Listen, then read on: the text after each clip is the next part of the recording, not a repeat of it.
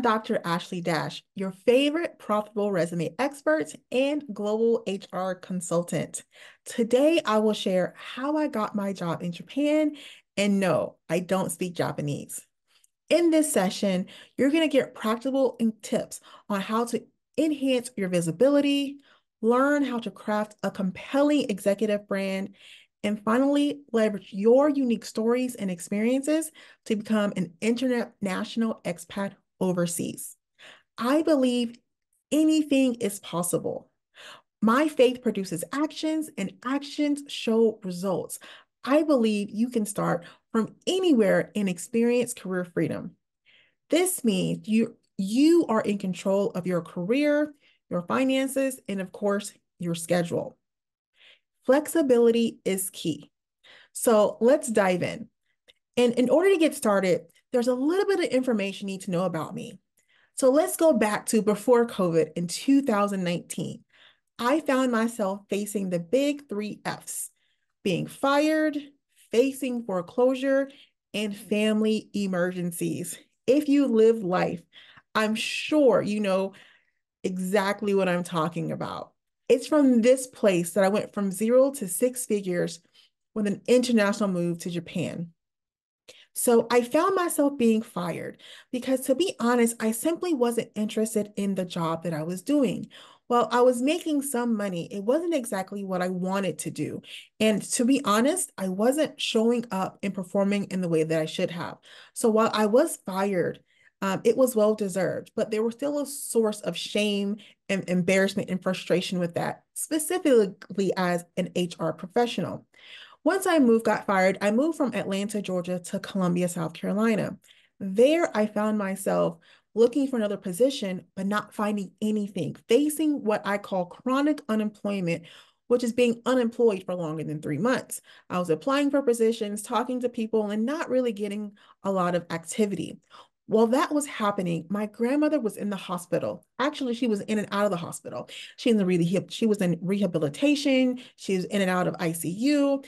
And while that was happening, my uncle also unexpectedly went into the hospital, which means I became the primary caregiver for two different family members. And if things hadn't gotten worse from being fired to now having family in the hospital, plus not being able to get interviews, not getting callbacks for positions I was applying for, I started running out of money. I did the responsible thing and saved money for a rainy day, but my rainy day lasted longer than the savings that I had, thus eventually having me look into trying to work at the bank and try to undo foreclosure, right? The dreaded last F. It is in this space, it is from this position where I hit rock bottom. I simply didn't know what was wrong or how I was going to fix it, but I decided to have a moment of self-reflection. And this is where you should start. First thing you should do, you're looking for an international opportunity, is you need to self-reflect. You need to know thyself. You need to pause and ask yourself 3 questions. The first question is, regardless of what's happening around you, regardless of the space that you find yourself in, regardless if you're someone's primary caregiver or not, the first question you should ask yourself is, what do you want? I had to be honest. What did I really want? Not what did society tell me that I wanted? What did my family expect of me or groom me to have what I want, the type of career other people expected of me? I had to be honest about what I really wanted. And when I asked myself that question, I discovered that I was really passionate about leadership development. Actually, I was really excited about global leadership development. So I wrote that down. The second question I asked myself was, how much money did I want to make? Now, when you're in a low place, when you're not working, when you don't have any money, the immediate answer is any amount of money will do. But that's not true, because I was making money in Atlanta, but I wasn't enjoying the work, and I was getting paid about half of what I would normally get paid. So just having any amount of money is not the answer. So I got super specific, and I encourage you to do the same. Write down a specific number. I wrote down a minimum of $100,000. I will not take a position with less than a base salary of $100,000. So how much money did I want to make was the second question in my self-reflection. The third question in my self-reflection was, where do I want to live? I've lived in Silicon Valley. I've lived in the greater New York area, Atlanta, Georgia. I really hadn't found a place that was my home. I didn't really have a target area. So when I wrote down the answer to this question, I literally wrote down, I will work anywhere in the world. These three questions will become the foundation of your executive brand. This is how I was able to answer interview questions and really move forward when I did find the position here in Japan. So the first step when you're in a low place, the first step when you're looking to really craft a compelling executive brand is to pause and have a self-reflective moment and ask yourself those three questions. So you have to know thyself. The second thing that is important for you to know once you know thyself is you have to be able to describe yourself. You see, I have a very powerful, what I call profitable resume. This is what sets me apart from other people. This is what's going to set you apart to help you land your overseas position. Your profitable resume should work for you in the room when you're not there. It should speak volumes for you. It should be able to tell a story, to share your unique experiences. It should be your elevator brand. It should be able to talk about all the amazing things that you've done in your career, right? Accomplishments should be visible. Value should be identified using metrics and numbers and percentages. Okay. This is the place where you talk about where you're going, not only where you've been. This is where you can highlight what you want to be known for, not what you're currently known for. Having a profitable resume is having the ability to describe your story, describe your experiences in a way that makes sense and is captivating. And in order to do that, you have to really know what you've done. You have to practice talking about these things with yourself or in the mirror or with someone else. And it's from these spaces that you craft your profitable resume.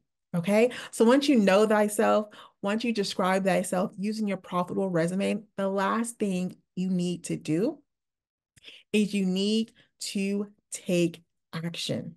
Okay. You really need to move forward and promote thyself. What that means is get on LinkedIn, optimize your profile, interact and engage with other people, start building and rebuilding your network if you haven't been on there in a while.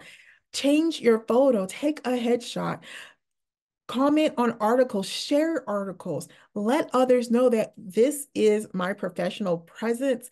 This is what I want to be known for. This is what I've been doing. And just share your experiences, right? Once you promote yourself on LinkedIn, you show the world, this is who I am. This is what I've done. And this is how I would be a valuable asset to your organization. Once you've done all those things, the last and most important thing that I want everyone to take away is you need to actually apply for positions on LinkedIn. And many people don't ever take for granted that LinkedIn actually works. LinkedIn is how I found my position overseas to Japan. LinkedIn is how they found out about me. And we had conversations with the hiring manager and vice presidents, and they flew me to Japan for an interview. And being prepared because I had time to self-reflect and pause about what I really wanted, having the time to have a very polished and professional, profitable resume gave me everything I needed to answer the questions and successfully navigate my new position in Japan without having to speak Japanese. Okay. So I'm so excited that you've taken the time to invest in yourself. You are the key to your breakthrough, and I cannot wait to hear about your amazing career story.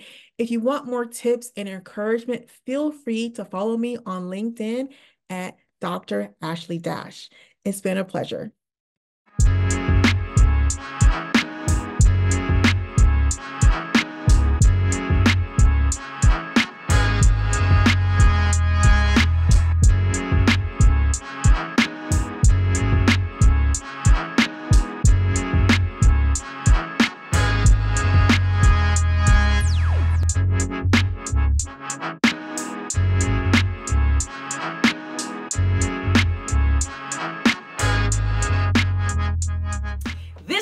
dedicated to the brilliant, Black, and bold transformational leaders.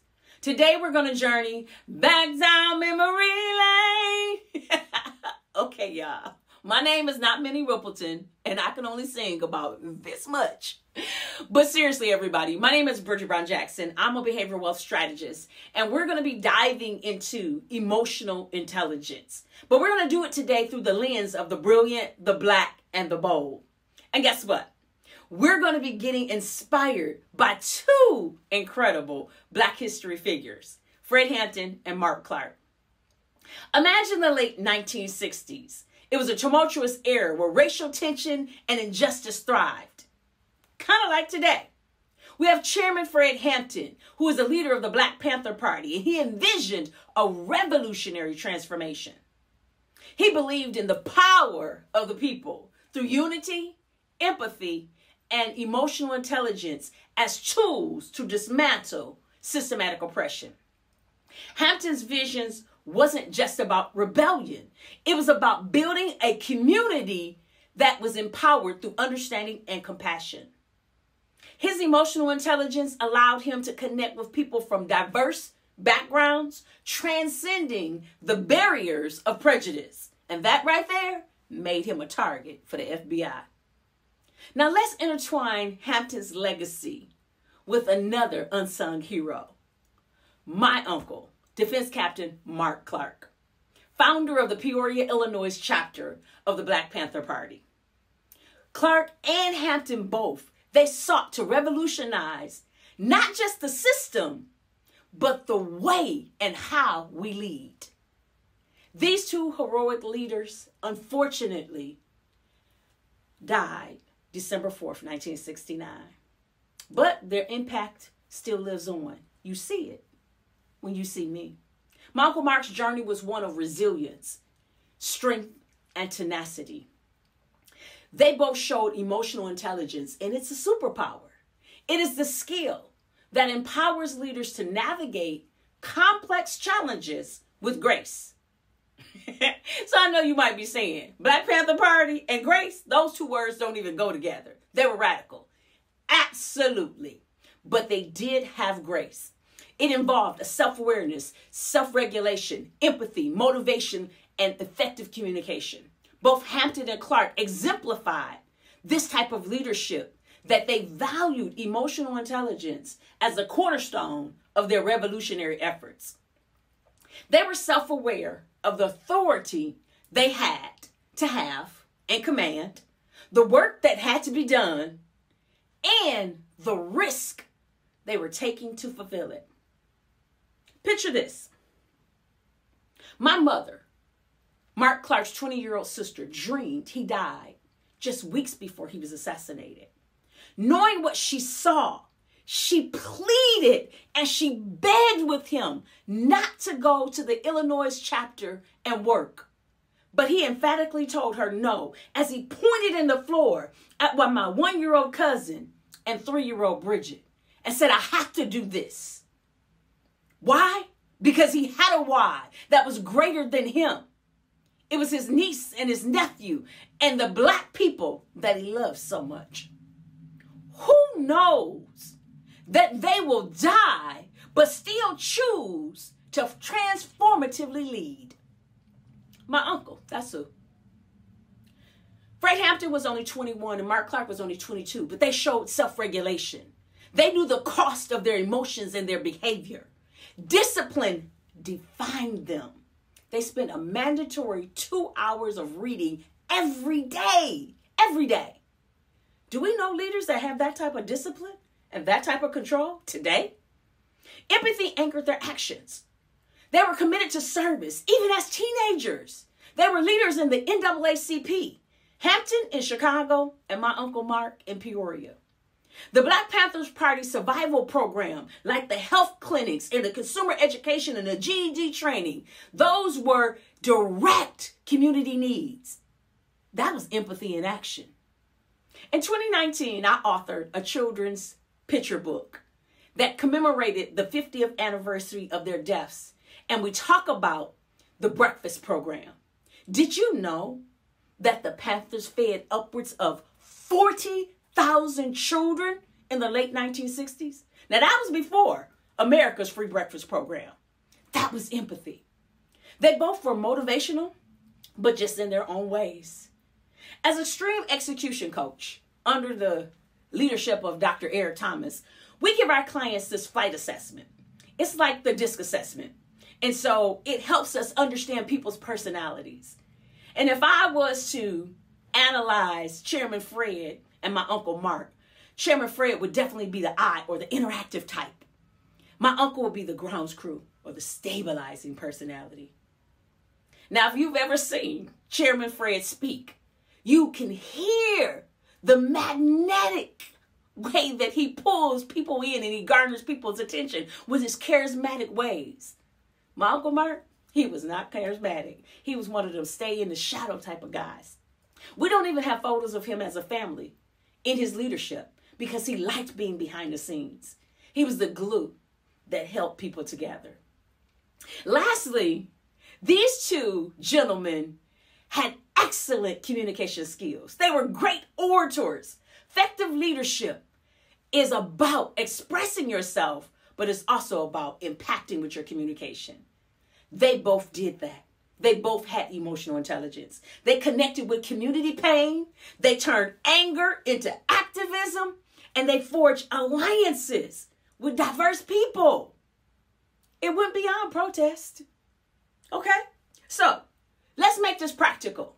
And let's integrate how emotional intelligence can help us in our journey. First, begin with self-awareness. Grasp how to deal with your emotions to make decisions. What is your personality style? Self-regulate by managing your urgency and connecting your core values. Be empathetic and step into other people's shoes and make connections. Self-motivation should drive us to resiliency and foster a growth mindset. Additionally, communication is going to bring it all together. Create an all-encompassing space where social skills are valued. As leaders today, we can draw on their inspiration. We can gather from their legacy. When we're faced with harsh conditions, let emotional intelligence guide our ways with insight, responsiveness, and a commitment to positive change. Transformational leaders, let me tell you, I'm going to call you out. I need you to be in the spirit of the brilliant, the black, and the bold. Are you willing? It's time for us to unlock greatness through emotional intelligence. Inspired by Chairman Fred Hampton's immortal words, you can kill a revolutionary, but you can't kill the revolution. Let's embody this revolution like trailblazers, Chairman Fred Hampton, and my uncle, Defense Captain Mark Clark. Thanks for going back down memory lane.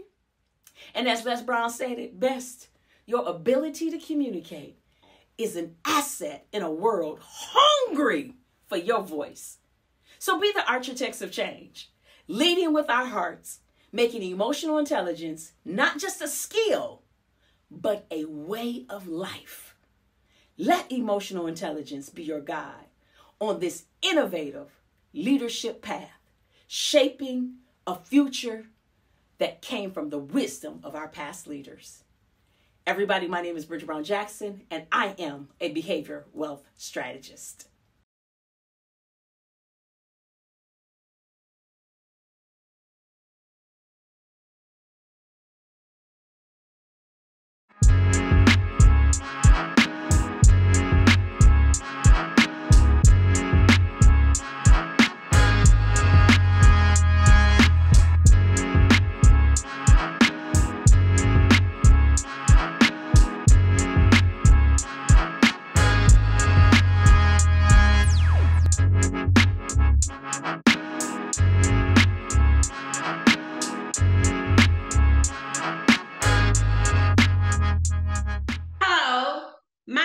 Cassandra Hill, CEO and founder of Holistic Living Consulting. Today, I'm excited to be a part of Black Speakers Network, Black History Virtual Series. Today, we'll be talking about embracing our past and excelling forward. For a lot of us, where we are today is definitely related to our ancestors. They started a journey for us that without it, we wouldn't be where we are today. So today we're going to look into the lives of three people who've done amazing things in this world for us to be where we are today. Those three individuals are Earl Graves, Dr. George Fraser, and Madam C.J. Walker. We're going to get started with Earl Graves Sr. Of course, we know him as the founder of Black Enterprise, which is a Black-owned magazine. He also purchased Pepsi Cola bottling franchise with Magic Johnson in 1980, and he served as the CEO until 1998. Then he sold his ownership back to Pepsi. But what you may find interesting is that he also was administrative assistant to Robert Kennedy. And so that started his trajectory into politics. And you're going to notice a theme throughout this presentation. I hope you catch it on how these powerhouses use their voice to change our world. As we can see, Mr. Earl Graves founded Black Enterprise, 100% Black-owned magazine, became owner of Pepsi Cola along with Magic Johnson, and he was involved in politics as well. All right, that leads us to our living legend, Dr. George Fraser. And of course, we all are familiar with the #1 Black networking conference. Power Networking Conferencing has existed for decades. But what I was surprised to learn, and you might be surprised to learn as well, is that Dr. Fraser actually formed a charter school called Phoenix Village Academy. He started that in Cleveland, Ohio in 1976. And do you know that school existed? It didn't close until July 2019. So for many, many years, he played a pivotal role in educating our children who make the future.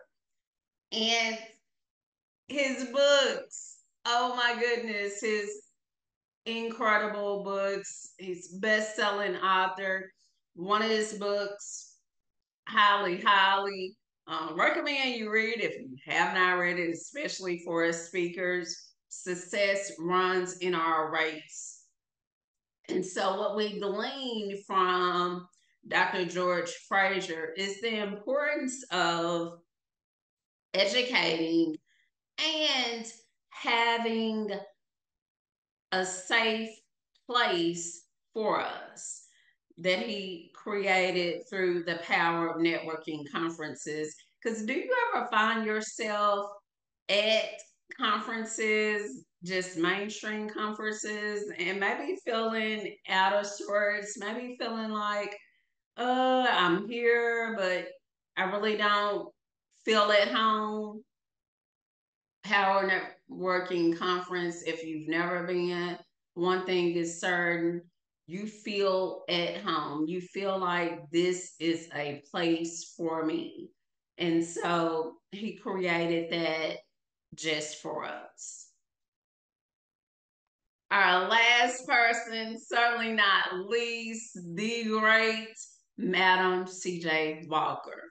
Of course, we know her as being the first Black woman who became a millionaire. She did that as being the CEO of the Walker Method.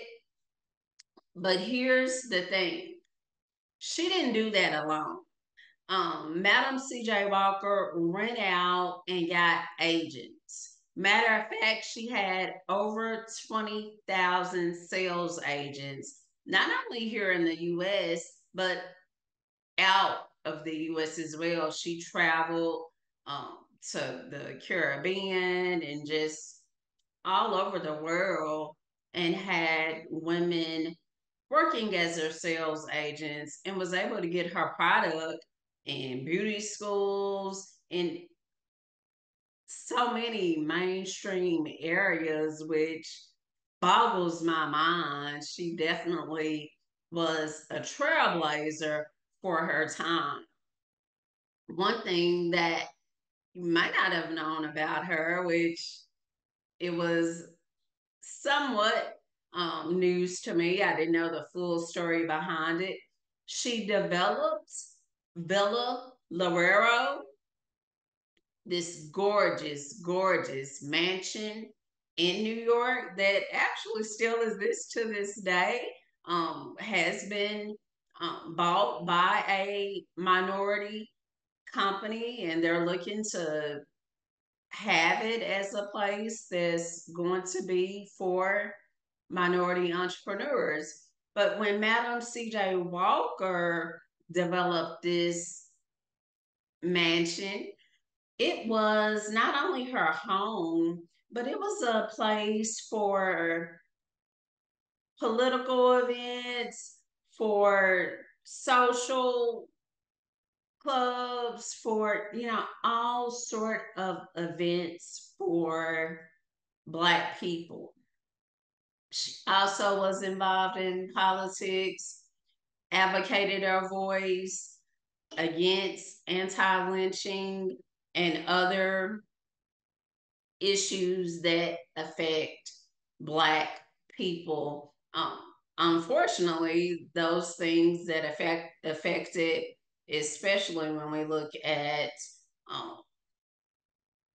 the anti-lynching, look at the police brutality, that some of those things still exist even today. But education was very important to her as well. She covered the tuition of 6 students at Tuskegee Institute. And what I love about all of these 3 individuals, they prided themselves on having something, one, that they owned, and 2, creating a safe space for their community. So what can we do right now in 2024 to excel our voices? First thing we can do is build a network. As you can see with each one of these individuals, they didn't grow to massive levels of success on their own. Each and every one of them had support. So build community, have a network. Your vision is too big for you to do on your own.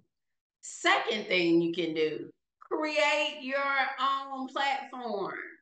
Whether it's a podcast, whether it's a television show, like, you need a space for this voice to be heard. You deserve it.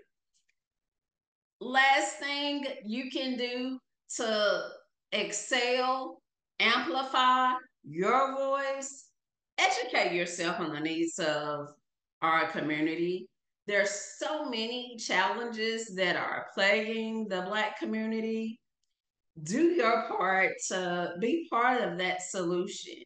That looks different for everyone, but figure out what our community needs and develop a solution. As always, I'm wishing everyone love, health, happiness. Remember, the more you know of your history, the more liberated you are. a quote from the late great Maya Angelou.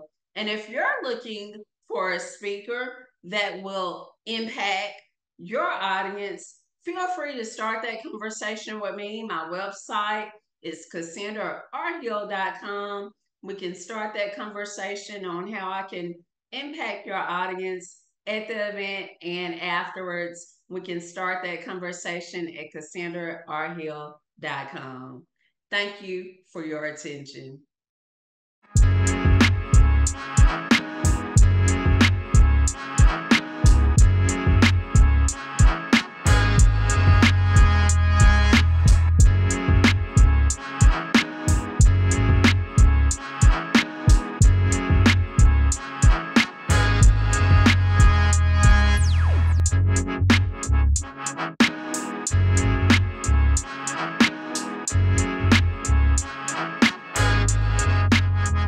Hello, my name is Nick Baskerville, and I have been in the fire service for over 25 years. The only thing that I've done longer than that is keep this afro on top of my head. 32 years, in case you're wondering. In 25 years of being in the fire department, I get lots of questions of being a firefighter. I get, do you actually still get cats out of a tree? Turns out they were just trying to get away from humans. No need to get them out of the tree. Do you have a dog there in the firehouse? Well, we don't have one now. However, the history behind that is dogs, Dalmatians specifically, were used back in the days of horses as a way to help corral them and then warn people in order to get out of the way. They're kind of an old-timey siren, if you will. Then I get asked the question of, do you have a fire pole in your station? Now, I don't have one in my station. There's still some out there, but the fire pole is tied to not just a bit of fire service history, but a bit of African American history. And it leads me down this path of being excited about telling people about the things that African Americans have done in the fire service.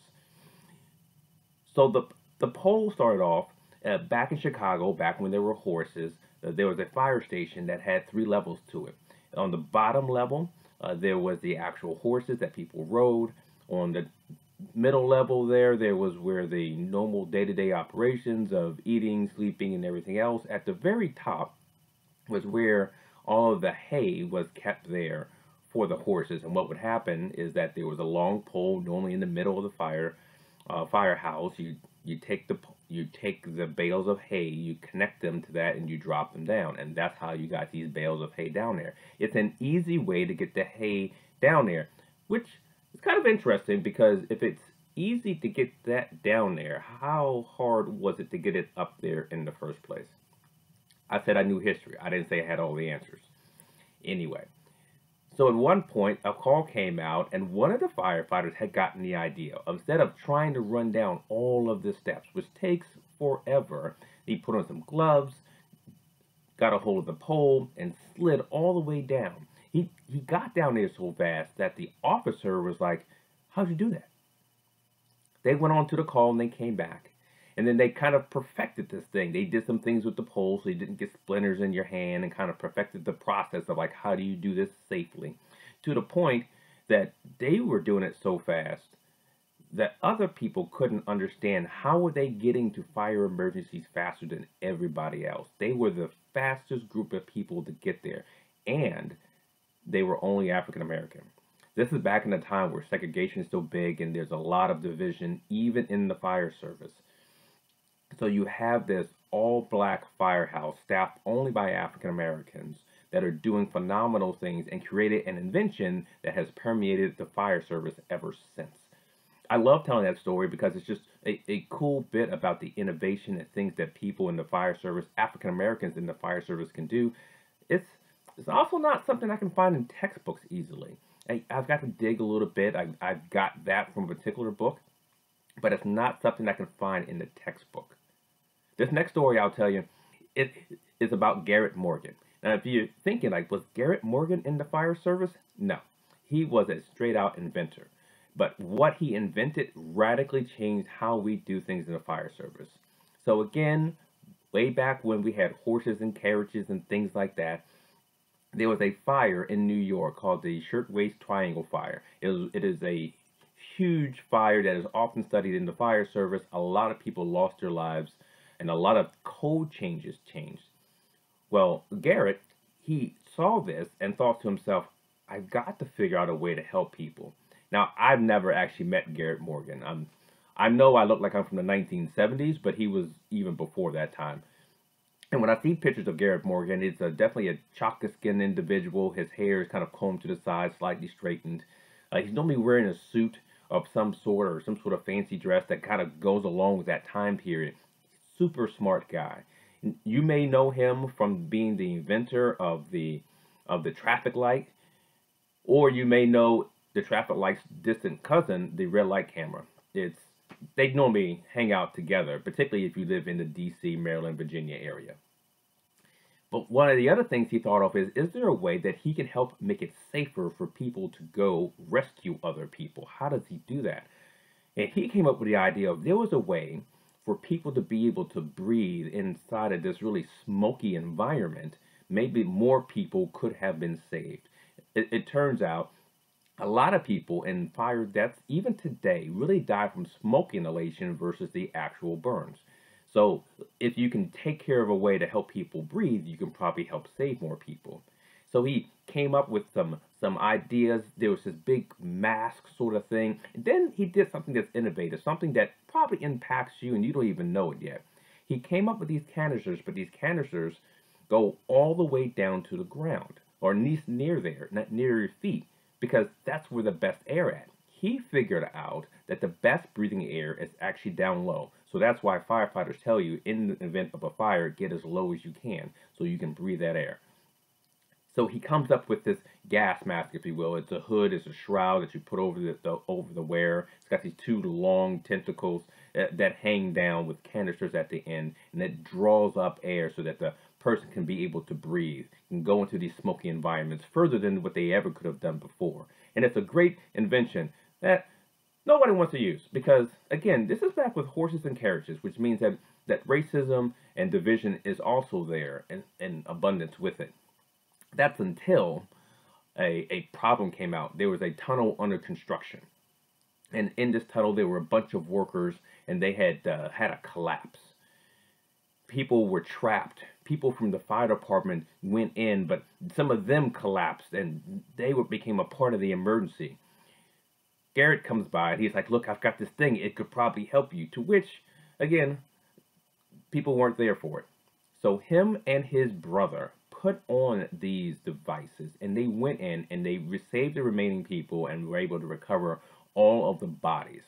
After that, he had fire departments and the military lined up for this, and this became the persecutor for the modern-day gas mask, which also became the persecutor for what's called the self-contained breathing apparatus, SCBA. So if you are watching firefighters, or even if you're watching Chicago Fire or shows like that, and you'll see them with these packs strapped like a backpack on their back, and they're breathing air.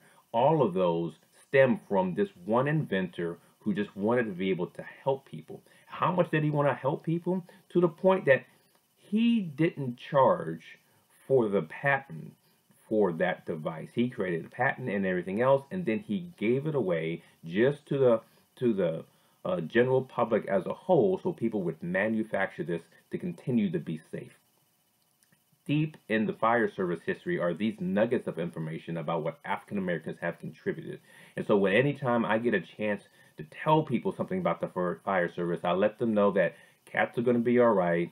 I don't have a dog at my station. And I tell them all about Garrett Morgan. Thanks for listening. Are you ready to share your message with the world? Introducing PitchDB, the all-in-one platform revolutionizing the way speakers connect with podcasts, conferences, and media outlets. With access to over 3 million platforms, finding your perfect speaking opportunity has never been easier. Our AI integrations create personalized bios and pitches, setting you apart from the crowd. Join the movement of speakers taking the world stage today. Join now at pitchdb.com.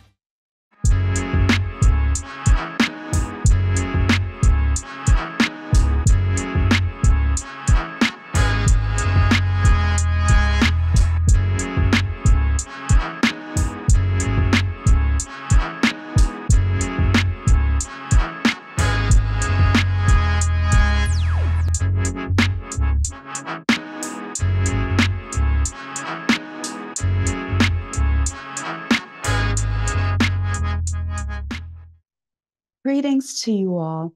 Nyoka Samuels-Gilchrist is my name, and I've been a registered nurse for 17 years. As a master's prepared nurse educator, I have an important topic to present to you today. Have you ever encountered a situation while seeking healthcare where you witnessed an unusually rude interaction between either a frontline healthcare provider and a patient, or between two frontline healthcare providers? Keep that interaction in mind as I talk with you today. Dr. Uche Blackstock, the founder of Advancing Health Equity, authored Legacy: A Black Physician Reckons with Racism in Medicine. She describes firsthand seeing compassion and holistic care evident in the service her mother provided as a physician. Dr. Blackstock explains the disappearance of numerous Black doctors in the United States by introducing the Flexner Report. This report negatively impacted smaller Black institutions using language labeling the Negro as a permanent factor unfit for medical education. During the initial integration of the nursing profession, there were quotas in place for admission into nursing schools, limiting how many nurses of color were admitted to study. Today, disparities continue, exemplified by the Supreme Court's decision in Students for Fair Admission, Inc. versus President and Fellows of Harvard College. The ruling rejects the need to promote student diversity in higher education. When nursing professionals and students exhibit ill-mannered behaviors, it prompts me to question whether they know the historical groundwork that allows them to pursue nursing. Do these students recognize the names Ada Bell Samuels-Thomes, Jessie Sleet Scales, and Mabel Keaton Stoppers? These women were champions for public health in the Black community and the nursing profession. Mabel K. Stoppers authored the paper No Time for Prejudice.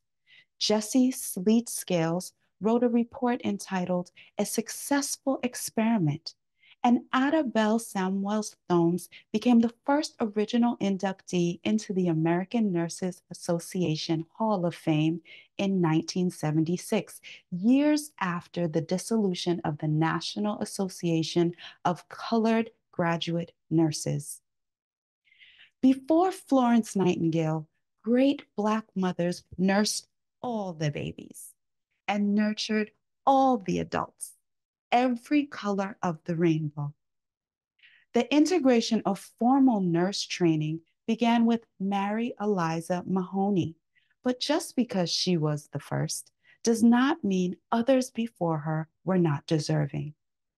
Do the nursing students know about a Black man, James Durham, who studied with a physician in the late 1700s, earned enough money to buy his freedom, and worked in New Orleans as a nurse for a Scottish physician? The Civil War birthed nurses like Sojourner Truth and Harriet Tubman, Susie Baker King Taylor, who used traditional folk remedies like sassafras tea. It was not just the Civil War, but all wars called for prejudice and racism to be put aside because of the man and woman power needed to close the gap between the wounded and the dying. My personal experience working in home health in Montgomery, Alabama, highlights what all Black healthcare professionals have heard over and over again. Black patients treated by Black healthcare professionals experience more satisfaction and culturally appropriate care. My patients opened up to me and talked about the holistic practices like plant medicine they dusted off and utilized without the knowledge of their physicians. Those holistic practices were maintained because our ancestors' health depended on them as they were passed down from generation to generation, even used to nurture the enslavers. The ancestors were in the fields and the big house in a time when there was no national health care for Black people. Our community healthcare providers pulled on the knowledge that came with us from across the ocean generations ago. In December 2023, I facilitated a workshop organized by Wawa Aba Wellness Corporation, where Dr. Heather Brathwaite made all the attendees aware of a growing challenge in the nursing community. She highlighted the need for addressing incivility within the nursing profession. Now, we know that incivility is not happening in isolation. We recognize that it is layered with the frustration of institutions being short-staffed, burnt-out staff, relentless systemic racism, pay disparities, and a constant battle between setting boundaries and wanting to serve to the best of our ability. This is a violent storm that sometimes brews within the subconscious like a volcano that lays dormant until it erupts. This concerning trend emerging within tertiary nursing institutions and in the nation's hospitals, where nursing students and nurses resort to threats and escalate to violence when challenges are met, is unacceptable. Today, the motivation for the pursuit of a nursing career is, for many, a payday. Nursing can be a pathway to economic freedom when finances are managed properly, putting an end to the cycle of generational poverty. However, money cannot be the primary or sole reason for entering any healthcare discipline. Examining history, we understand why pay alone isn't sufficient motivation for entering the health professions. Providing healthcare for the Black community displayed our love for one another. It displayed that we wanted to be cared for with dignity and respect. While financial compensation is a crucial factor that requires intentional negotiation, it shouldn't be the primary motivation when a nurse has to recover a patient for the first time post-surgery or in any nursing setting. Patience, astute senses, and compassion are invaluable tools essential to the art of nursing that go beyond monetary compensation. When nurses and nursing students discover the formidable challenges overcome by healthcare heroes who paved the way, allowing us to stand tall in our humanity, they should reconsider being rude and discourteous. They should understand how incivility is like a flesh-eating parasite that devours every healthy, viable tissue in sight until there's nothing but destruction and peril. When we become like our aggressor, no one wins. Everyone loses. Just remember the loss you may have felt as you listened to incivility from the person who would take care of you while you lay in the hospital bed. Is that healing? Within this presentation, numerous issues demand consideration when preparing our Black nursing students for success and retaining our Black nurses. These brief remarks only scratch the surface of a broader conversation. I urge you not merely to focus on incivility, but delve into its root causes. By doing so, we can ensure that the quality of care, evidence-based practice, and standards of care align with the cultural context for Black individuals seeking healthcare, as well as those providing healthcare. It was my pleasure to present to you today. My name is Nyoka Samuels-Gilchrist. Let's connect when you visit my website at www.pitchdb.com. the number 7, healingwaters.com.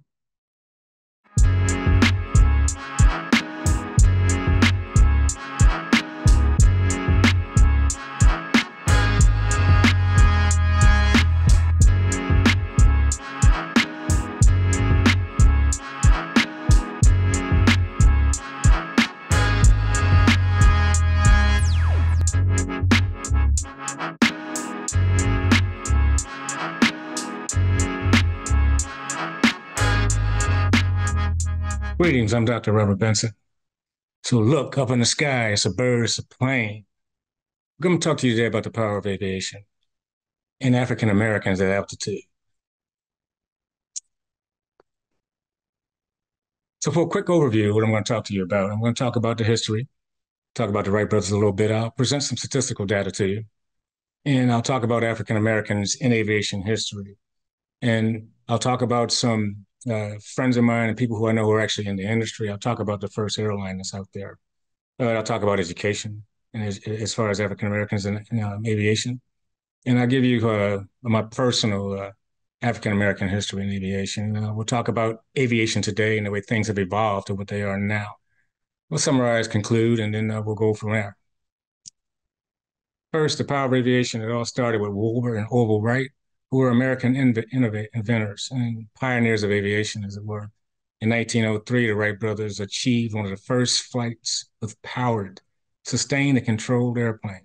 They surpassed their own milestone 2 years later when they built and flew the first fully practical airplane.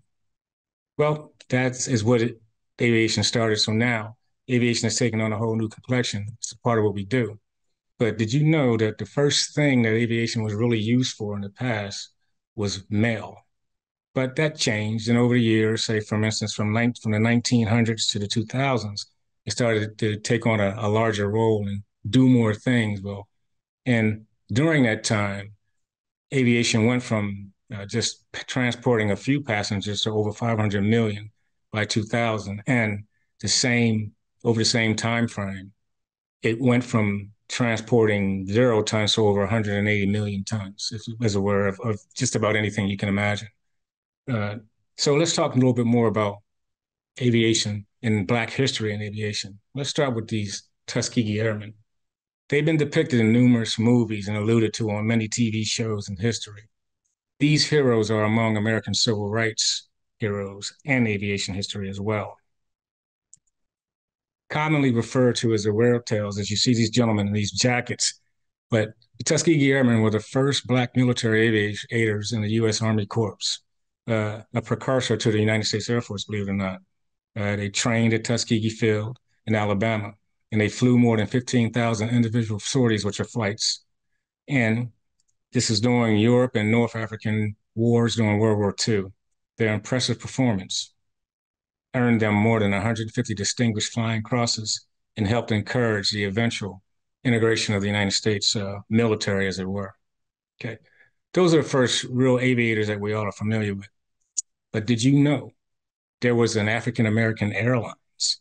It was in 1969 that Black aviator Warren H. Wheeler, he was a native of Durham, North Carolina. This is significant because the Wright brothers first flew in North Carolina.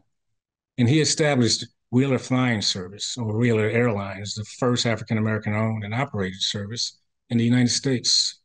He successfully headed Wheeler for 2 decades plus, and until its closure, I think in 1991, actually in 1991 and 1966, following personal recommendation from a North Carolina governor at the time, he went on and went back to Piedmont Airlines, where he sustained and he continues to do his thing. Well, he's obviously too old to fly now, but he is a pioneer on that front, first African-American Airlines.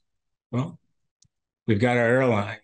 Now we've got people, the consciousness of aviation has spilled over into African Americans in the form of education. As a matter of fact, there are 8 HBCUs, which are historically Black colleges and universities, who have aviation science programs in there where they actually teach people to fly in aviation management. Those schools are University of Maryland Eastern Shores, Delaware State, Hampton University, Texas Southern University, Elizabeth City State University is where I actually taught myself, Florida Memorial University, Southern University, and St. Philip's College in San Antonio, Texas.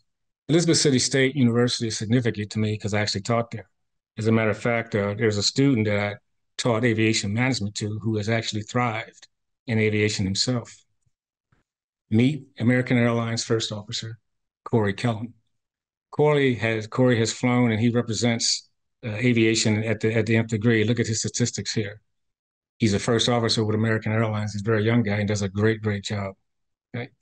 Now, that's coming from an HBCU. Now, again, aviation is on the highest levels of government and higher people out there. This gentleman right here back then is posing with then President George H.W. Bush, Lieutenant Commander Darrell Wilson.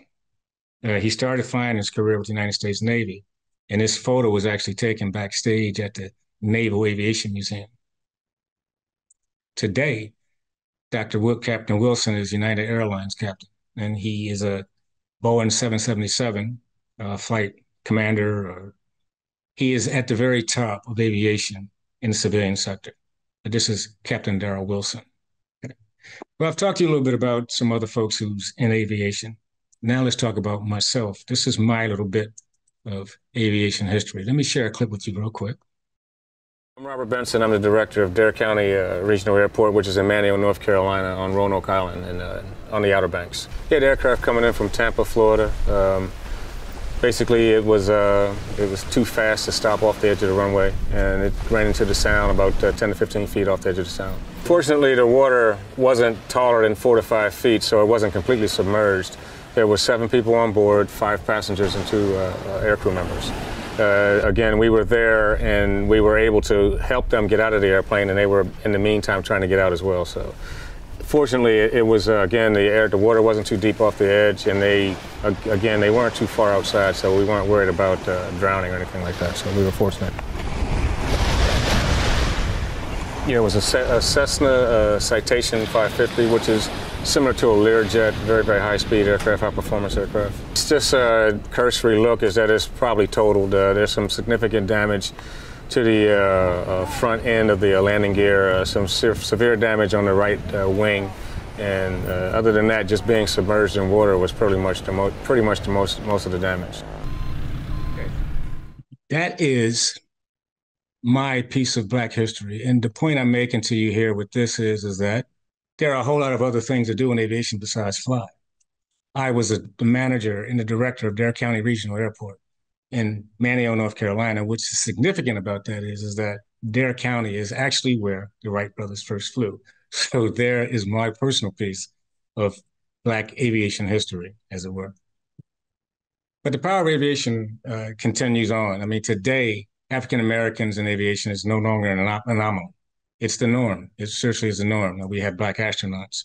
They're aviation managers, as I was before. We have air traffic controllers.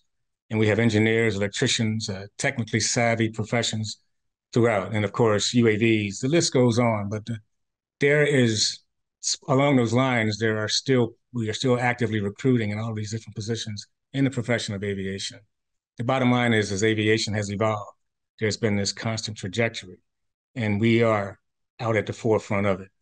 So kind of in summary and conclusion, what have I talked to you about today? I talked to you about the Wright brothers, those dudes that really showed perseverance and made sure we were able to fly. I showed a little data, talked about how we went from just transporting mail and people to just exponentially increases. I mean, aviation travel is still the safest, but it's definitely by volume probably one of the most in the world. So, but we talked about Black history and how we were involved. We started with the Tuskegee Airmen. We talked about Wheeler Airlines. I talked to you about HBCUs who offer flight programs. And I talked to you about 2 aviators who I know personally. They happen to be Capitals, who are good guys, but they're professionals in the industry and they thrive. And I also share my personal story with you as far as Black history is concerned, as being the director of Dare County Regional Airport. But today, as I said before, aviation is at a very different level. There are a whole lot more things to do besides fly, and you can do it too. But let me just tell you what my sources are, where I got this information from. I got this from the history website. I talked about history numbers and those types of things, Black Pass and the FAA, and of course, YouTube. But I'm Dr. Robert Benson, and I've talked to you about the power of aviation and how African Americans are at altitude. So look up in the sky. It's a bird, it's a plane, probably operated by an African American aviator. I'm Dr. Robert Benson. I hope you enjoyed this presentation. Thank you.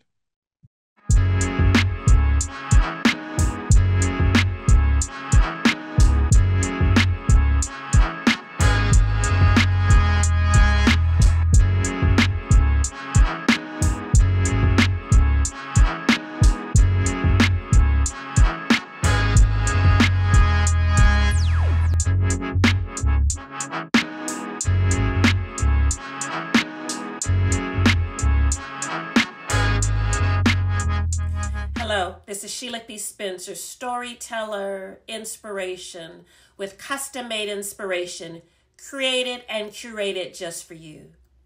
Today, we're going to talk about If It Wasn't for the Women, unsung heroes of the Civil Rights Movement. Can you say with me, if it wasn't for the women? Today, this is going to be a love letter. This is a message of gratitude to the heroes that I want to bring. And I want to open up with a message, a quote from a queen, Coretta Scott King, that reminds us of why it's important that the stories of these unsung heroes must be and will be told. When she says, "Women, if the soul of this nation is to be saved, I believe that you must become its soul." I dedicate this to the movers, to the shakers, known and unknown, who were pivotal and instrumental in the Civil Rights Movement, in the Black Power movement, and beyond. To others, their stories may have been unsung, but today we are going to sing their song. I want you to say it with me. We're going to sing their song. If it wasn't for the women, unsung heroes in the Civil Rights Movement and beyond. We're going to embark on a journey to unveil the hidden narratives of so many of the women that were remarkable women who, though often overlooked, played instrumental roles in the life of the movement. It's important that we know that these women are women who literally shaped and changed the course of history, not only for this nation, for this world. So this presentation isn't just a tribute, it's a recognition of a soul of a nation saved, the melodies of unsung songs that resonate throughout time. And as we explore the pivotal contributions of just a few of these movers and shakers, both known and unknown, let's keep this pivotal thing in mind. Let's acknowledge their enduring impact. Let's amplify their voices. Let's make sure that we turn this unsung, what's been unsung, into a chorus of inspiration for generations to come. This is for the women, the history seekers.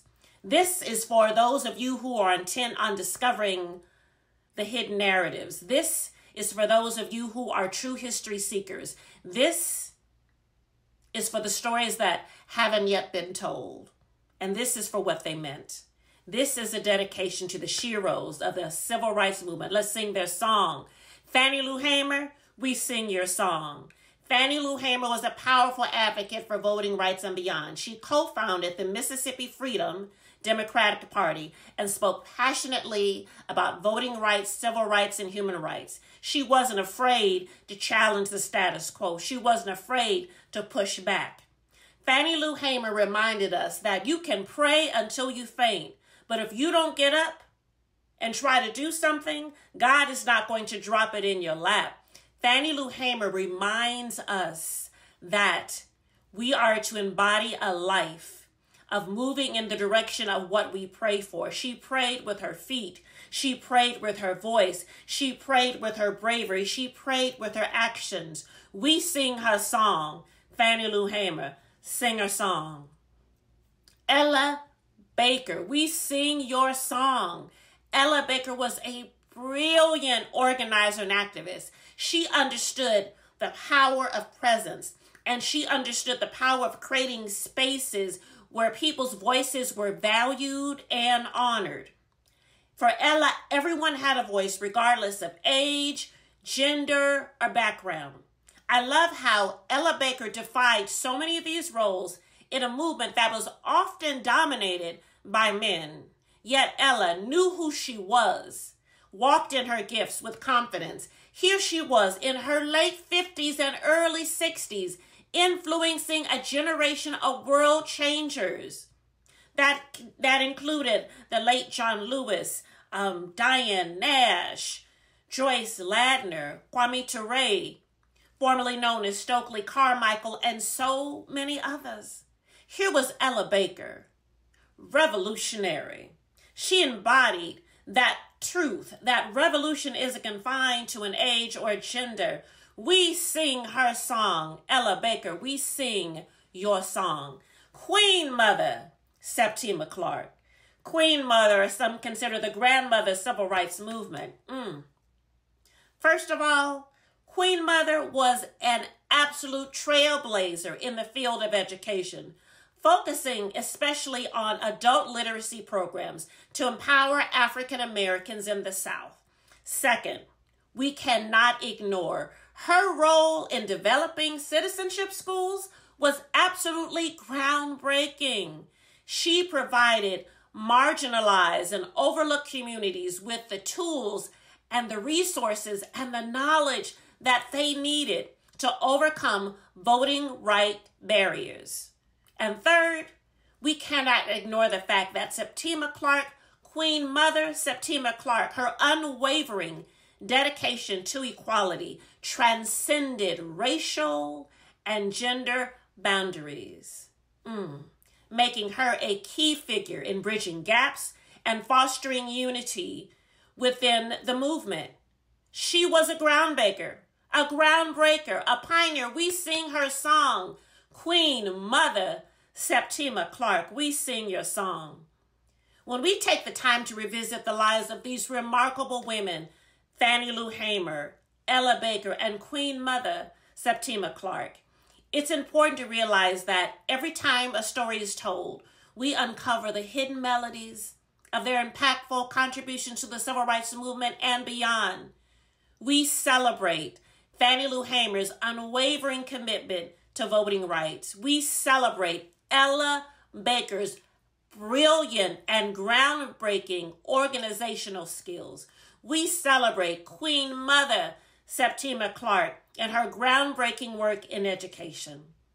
And we know that all of these women and so many more have collectively shaped the course of history, leaving an indelible mark on the struggle for equality. If it wasn't for the women,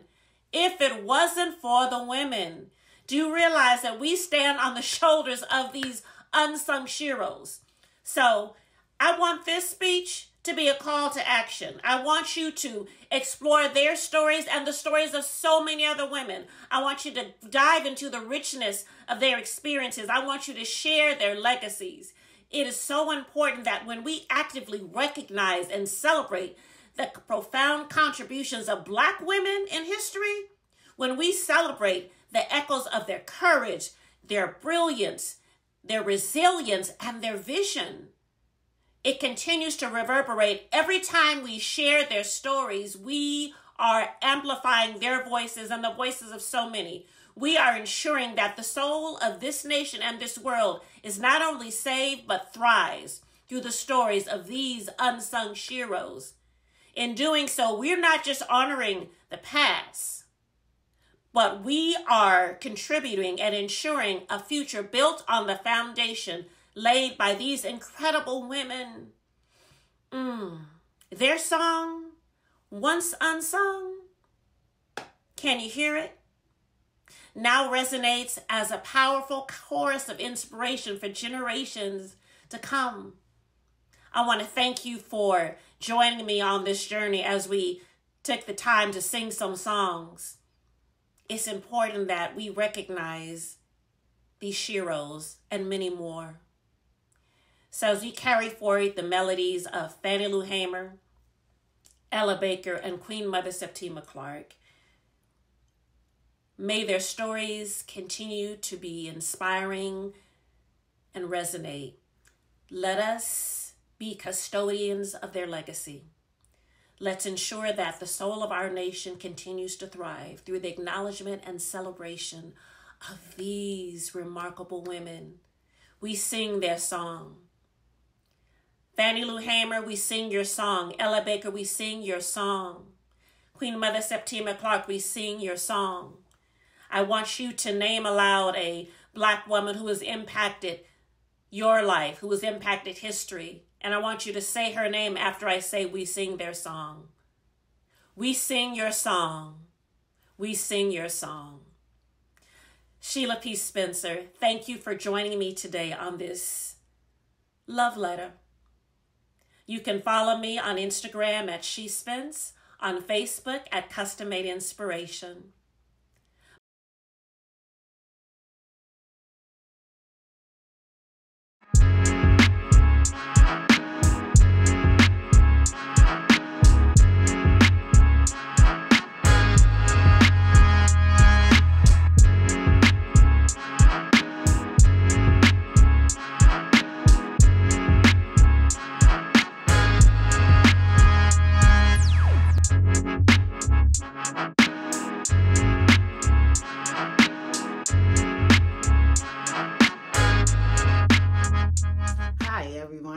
I'm Sergeant Stephanie Shannon, the founder and CEO of Michigan Women Veterans Empowerment.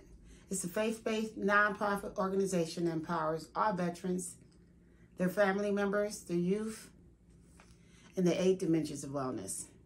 I'm here to share some thoughts about the history of African Americans in farming. And I'm also, just to tell you a little bit about me, a disabled Gulf War veteran. I served during the Desert Storm War, and I did write a best-selling war memoir called Battling the Storm Within. It details my life of living 20 years undiagnosed with PTSD caused by military sexual trauma and the Gulf War illness. I also have a second book called Our Voices United. It's an anthology book project of women veterans across the nation. I did this book so that our voices can be heard and recorded. And I also want to share this book with you. It's called We Are Each Other's Harvest. That is my title. I am my ancestors' harvest. It talks about African Americans in agriculture. Often when we think of agriculture or farming as African Americans, it's a turnoff because the history of America was we were enslaved. African Americans were brought across, as we know, slave ships.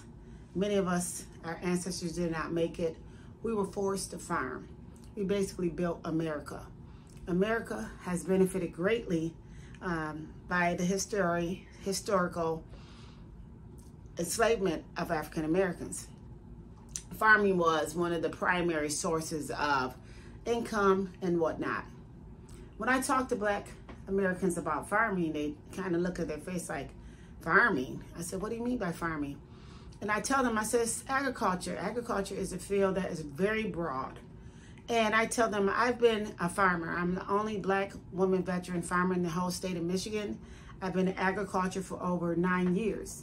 And how I got into agriculture is because God told me to start farming. He said, go back to my original assignment I gave Adam and Eve. And that was to tend my garden. And when I started doing that on my own, I found out I was happier. I experienced less anxiety. My blood pressure was lowered. Also, there's actually microbes, antidepressants in the soil. I was out in the sun, getting more vitamin D, and I actually in the last year lost 66 pounds based upon what I eat. You are what you eat. So farming, when I spent my time growing all organic heirloom foods, my health changed, my mind changed, my thought process changed. So God had a plan. So I actually started this program called Dirt Therapy. It's a Veterans and Youth Agriculture Agribusiness Program.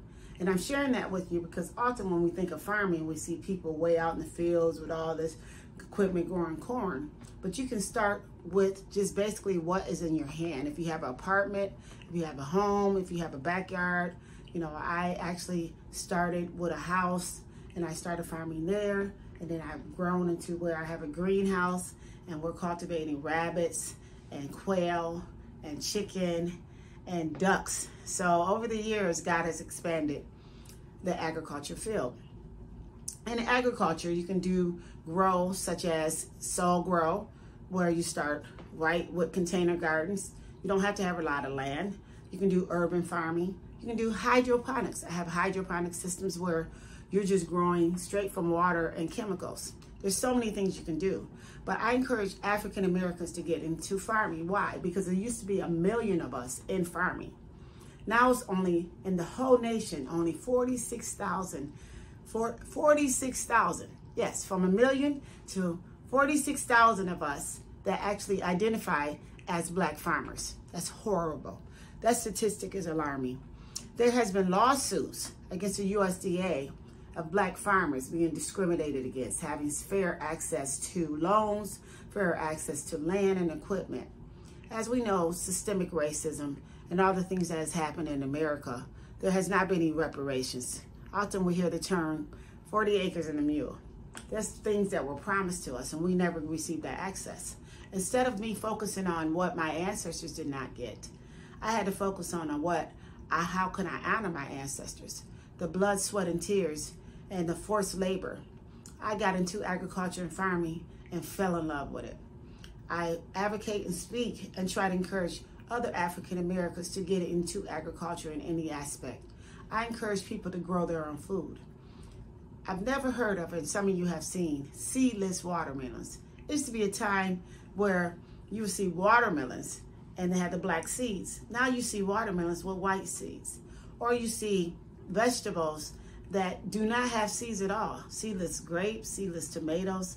Those are called GMOs, genetically modified organisms. Those things are created in labs, or there are a lot of chemicals. You actually don't know what people are putting on your food. And so that's one of the powers we can take back, is by growing our own food. Since I've been growing my own food, I can say this, it has lasted so much longer, from the squash to the zucchini. I grow my own herbs. I freeze them. You can can them. You know, you can dry them, dehydrate them. There's so many methods. I have seen a tremendous difference. And many people are saying that too, that they buy food and it goes bad. Fresh fruits and vegetables are so expensive. And it's so much important where we got to realize we have to take our power back.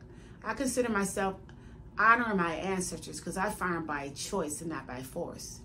And I intentionally every year try to increase my productivity.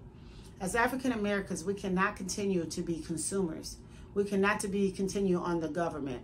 So if we ever are hit with another pandemic or another quote unquote famine, we're going to be in trouble. The BIPOC community, Black, Indigenous, people of color, are often hit by catastrophes of that nature. So we need to be proactive. So in order to honor our ancestors, in order to be bitter about what happened, we have to change our different perspective and stand on their shoulders and say, thank you for your sacrifice. So today, I'm really encouraging African Americans to get in the dirt, get into growing. You can reach me on Facebook at Michigan Women Veterans Empowerment page, on Twitter at Battling Storms, LinkedIn, author Stephanie Shannon, Instagram, author Stephanie Shannon, Sergeant Shannon. You Google me, I'll pop up. I am willing to try to find you a resource right where you are. Grow and buy land. I tell you right now, that's one major resource we do not have. We do not have our own land. If you can get land of any type, I am right here in Genesee County in Flint, Michigan, where the water crisis was. And a lot of people are like, you're in Flint? Yes, I am. But I've been farming in this county for the last 9 years. And it has been a tremendous blessing to me and also the youth and veterans as a whole. I had so many people in the last year ask me, how can I start? What can I do? And what I do is I mentor them and try to connect them to resources. When I stepped into this arena, they really need help.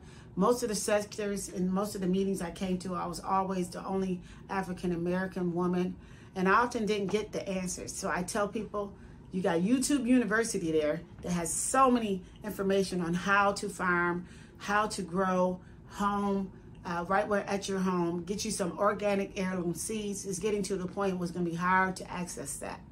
And do not take it for granted that you're able to do these things. It doesn't have to be difficult. It doesn't have to be something that's stressful, but start growing your own food. We need to honor our ancestors' sacrifice for all they've been through. We need to take care of our bodies. You are what you eat. You can change your life just by putting the proper food and the nutrition into your body. You can save money. I have food I'm still eating and sharing with my family and loved ones based upon my harvest last year, and even the things that I dehydrated. So I'm just here to encourage you and encourage everyone to step into this field of agriculture. Please reach out to me at those channels. Michigan Women Veterans Empowerment. Sergeant Stephanie Shannon is here for you. My number is 810-373-5744. I want to see more Black farmers, especially our youth that want to get into agriculture. You can make money in this field. You can create a product. You can do something unique. But believe me, we are our ancestors' harvest. So let's honor them by doing something that has never been done before. Let's increase the farmers' numbers by being those that are producers and not consumers. God bless you. You take care. And know this, that we need to honor our ancestors. In this month, Black History Month, you make history by becoming an agricultural specialist. God bless. Meet PitchDB, the ultimate platform for speakers looking to make their mark on podcasts, conferences, and media outlets. PitchDB provides access to over 3 million platforms, ensuring you find the perfect avenue for your message. With AI integrations, your bios and pitches are tailored uniquely to each opportunity, giving you the edge you need. Join now at pitchdb.com.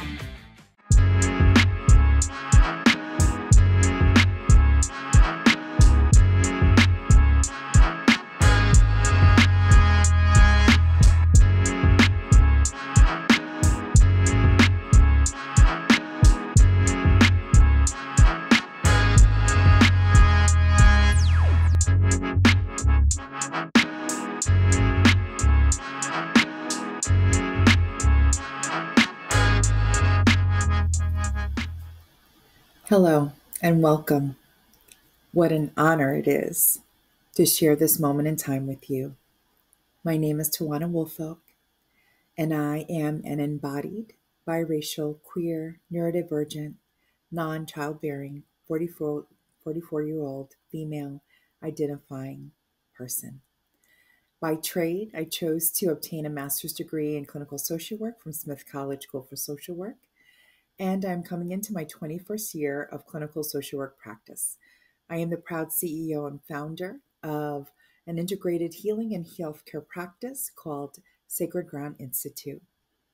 The title of my speech is You See the Glory, but You Don't Know the Story.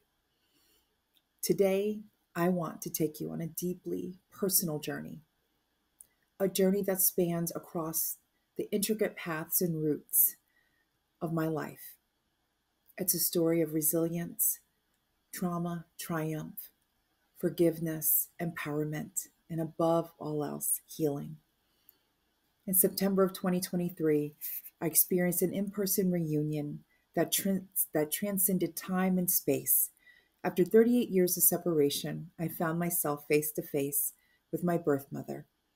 A reunion that was more than just a mere meeting. It was a collision of the past and the present, a confrontation with the roots that shaped the very essence of who I am today. The title of my speech holds profound truth. You see the glory, but you don't know the story. To truly honor the glory of my life, I must delve into the tender roots of my past. My birth mother, at the tender age of 14, birthed me. And 5 years later, made an agonizing decision to terminate her parental rights. Preceding that was an early childhood life filled with malnutrition, neglect, physical, educational, and unspeakable trauma. What followed was becoming a part of the foster care system and navigating a world that was often cold and unforgiving. But little did my birth mother know that the roots connected to the tender beginning of my life, which shaped me into the resilient, shiny unicorn that I am today. The roots of the familial and intergenerational trauma can be complex, weaving through multiple generations, leaving scars that aren't always visible. Despite the odds stacked against me, I defied them. I started kindergarten at the age of 8, became class president of all 4 years of my high school career, and overcame challenges of almost failing out of college. My journey took me from rebounding to landing at the University of Western Australia, where I got to study abroad during my senior year of college, and eventually catapulting me into my graduate career at Smith College School for Social Work. But even with all these accomplishments, nothing could have prepared me for the greatest achievement of my life: reuniting with my birth mother after 38 years of separation. This reunion was not just a closing of a chapter. It was a profound testament to the power of hope, struggle, forgiveness, and the human spirit's capacity to heal and evolve. The story I share with you today is not just my own, it's yours. It's our parents' parents' story. It's our siblings' stories. It is our neighbors' stories. It's a narrative of countless individuals who have faced adversity and emerged stronger. It's a story that speaks to the resilience of the human spirit, the transformative power of grief, forgiveness, and the unyielding hope that can carry us even through the darkest of times. As we navigate the intricate routes and paths of our lives, let us remember that everyone we encounter has a story filled with triumphs, trauma, struggles, grief, and moments of profound growth. It's easy to see the glory, but it takes a pausing, an intention, a bearing witness to self and the other, to build that bridge of empathy that will allow us to truly anchor in understanding, to truly know the story. In closing, I encourage each of you to reflect on your own roots, the paths you've walked, the stories that have shaped you. By understanding and acknowledging the roots of our past, we can pave the way for a future filled with compassion, equity, resilience, hope, and most importantly, healing. I thank you, I honor you, and I welcome you to follow me at Sacred Ground Institute on IG, Facebook, and YouTube, to look me up for your speaking engagement needs. It will be such an honor to share space and community. Peace and love.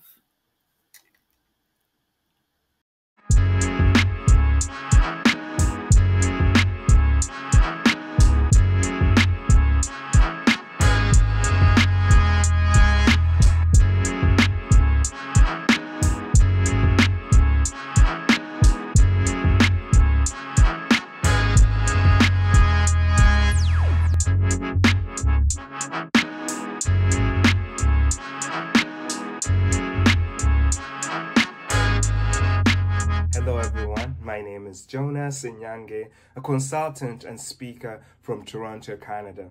I'm here today before you, not just as Jonah, but as a representative of a legacy, a community, and a shared history that has shaped the course of our lives. And I'm so honored to share this moment with you.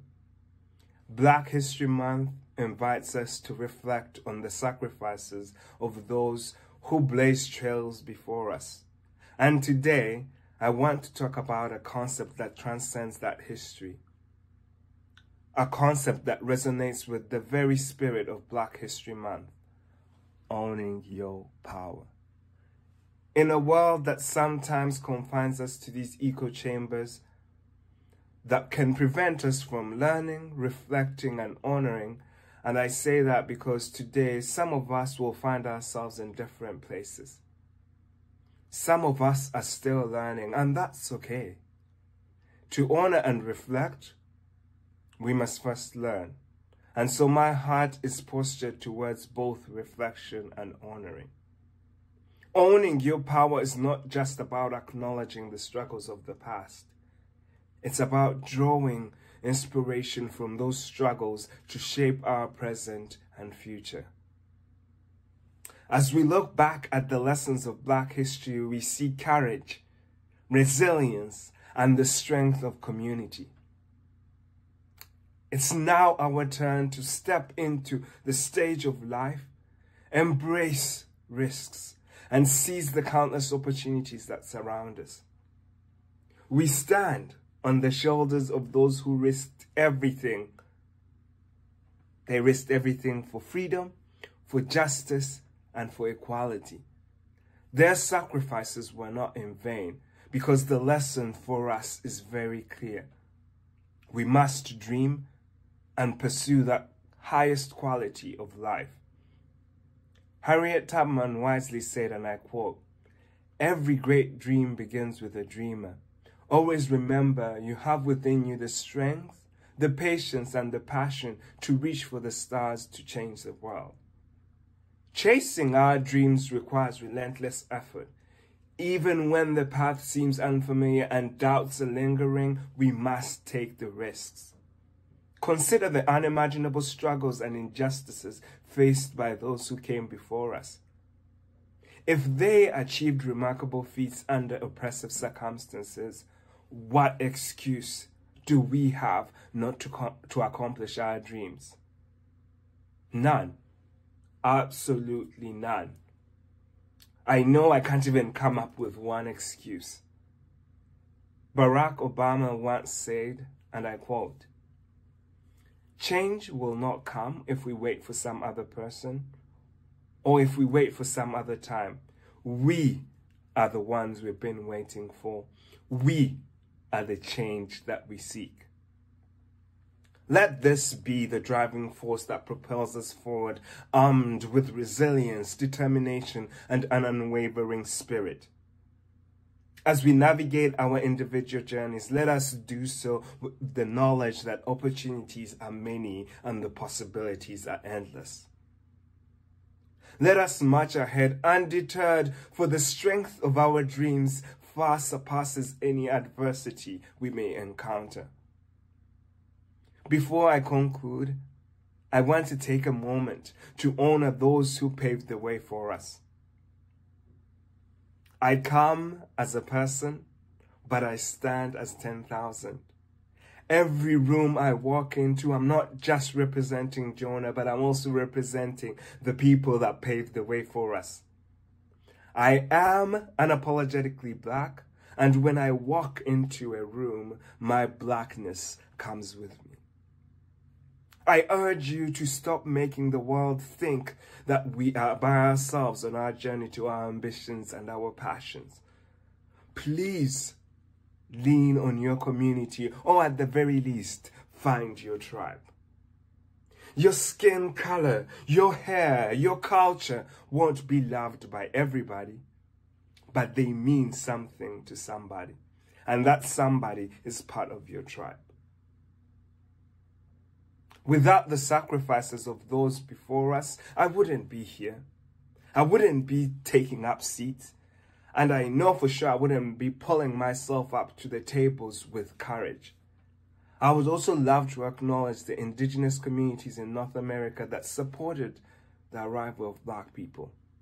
Their liberation mirrored our need for freedom, and I thank them for that. In closing, I want to emphasize the importance of knowing that you are enough. It is your birthright to thrive as your full, authentic self at all times, everywhere, no matter what. I wish you the freedom to choose yourselves, giving permission to be the free will and agency needed to honor your truth. Remember, you belong, you are enough, and you are loved just as you are today and every day. May you be filled with peace, love, and happiness. And remember, because of them, we can. Thank you so much for giving me this opportunity to speak. Please connect with me on LinkedIn. My name is Jonas Nyange, and you can also follow my journey on www.nthusa.ca. Hope you all have a wonderful day.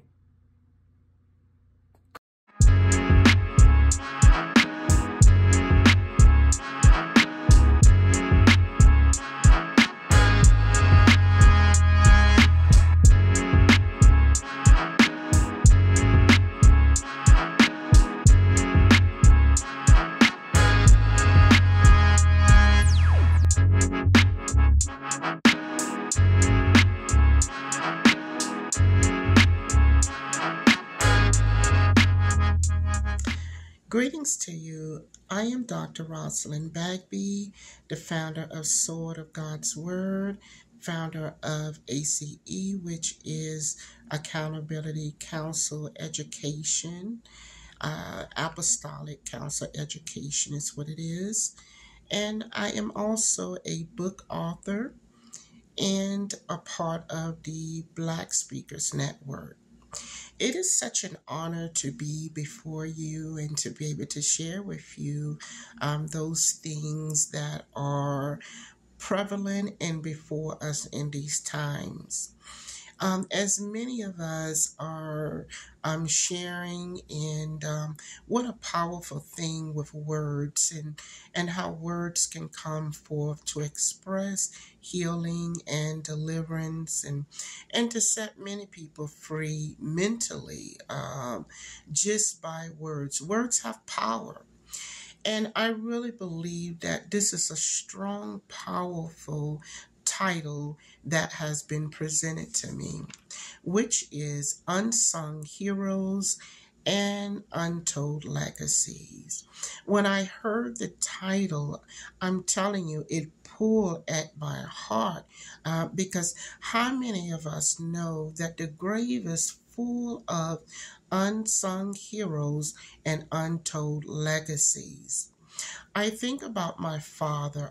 He's my unsung hero, and he's my untold legacy.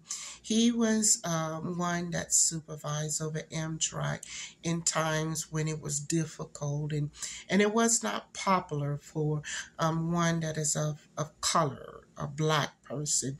During those days, the whites were on one side and the blacks was on another side.